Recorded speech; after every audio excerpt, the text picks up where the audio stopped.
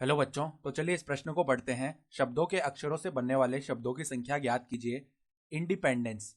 तो यहाँ पर देखो हमारे पास में शब्द दिया हुआ है इंडिपेंडेंस, और इसके अक्षरों से बनने वाले शब्दों की संख्या हमें ज्ञात करनी है। तो प्रश्न में आगे बढ़ने से पहले इस प्रश्न से संबंधित जो मुख्य अवधारणा है उसकी हम चर्चा कर लेते हैं। तो देखो मुख्य अवधारणा देखो क्या हो जाएगी। माना एन वस्तुओं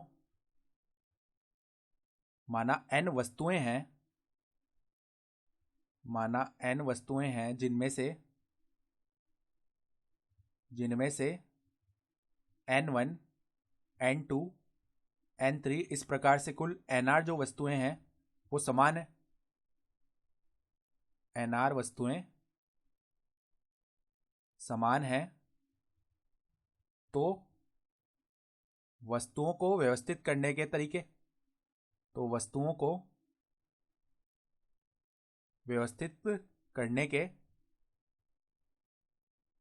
करने के कुल तरीके कितने हो जाएंगे। इसका सूत्र क्या होता है। देखो n वस्तुएं, तो उनको व्यवस्थित करने के n फैक्टोरियल तरीके।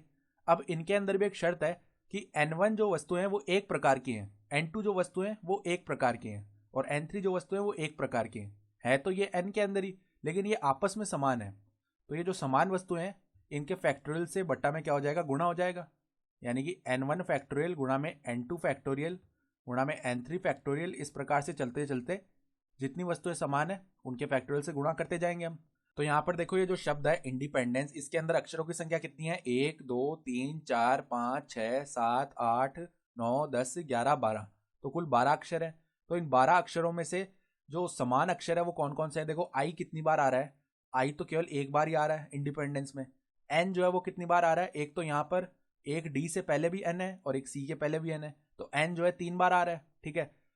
और देखो डी जो है कितनी बार आ रहा है, एक तो यहाँ पर आ रहा है और एक यहाँ पर आ रहा है, यानी डी जो है वो 2 बार आ रहा है। ठीक है। और ई जो है वो कितनी बार आ रहा है, 1, 2, 3, 4 बार आ रहा है ई।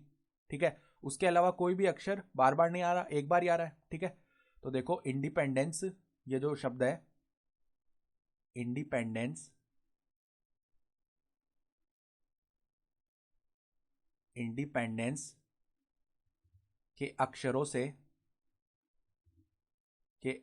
से बनने वाले कुल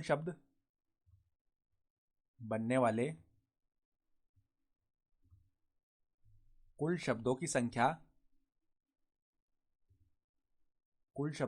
कितनी हो जाएगी। देखो 12 फैक्टोरियल बट्टा में, देखो n कितनी बार आ रहा है, n 3 बार आ रहा है तो 3 फैक्टोरियल बट्टा में, यहाँ पर गुणा में क्या आएगा। देखो d कितनी बार आ रहा है, d हमारे पास में आ रहा है 2 बार, तो 2 फैक्टोरियल। और ये जो e है, e कितनी बार में आ रहा है, e देखो हमारे पास में आ रहा है 4 बार, तो यहाँ पे 4 फैक्टोरियल। तो इसका मान निकाल लेते हैं। तो देखो 12 फैक्टोरियल को कैसे लिख सकते हैं, 12 गुणा 11 गुणा 10 गुणा 9 गुणा 8 गुणा 7 गुणा 6 गुणा में 4 फैक्टोरियल लिख सकते हैं। बट्टा में देखो 3 फैक्टोरियल का मान होता है 6, 2 फैक्टोरियल का मान होता है 2, और 4 फैक्टोरियल को ऐसे ही लिख लेते हैं। तो 4 फैक्टोरियल से 4 फैक्टोरियल एक बार भाग हो गया। फिर देखो 6 जो है वो 12 को भाग कर देगा 2 बार, फिर 2 से 2 यहाँ पर एक बार भाग हो गया। ठीक है। तो 11 गुणा 10 कितना हो गया, 110। 9 गुणा 8 कितना हो गया, 72। 7 गुणा 6 कितना हो गया, 42 गुणा में 5। तो इसको जब हम गुणा करके निकालेंगे तो हमारे पास में क्या आ जाएगा, 16,63,200। तो हमारा उत्तर कितना आ जाएगा, 16,63,200। यही हो गया हमारे पास में शब्दों की संख्या। तो आशा करता हूँ कि आपको ये प्रश्न समझ में आया होगा। धन्यवाद।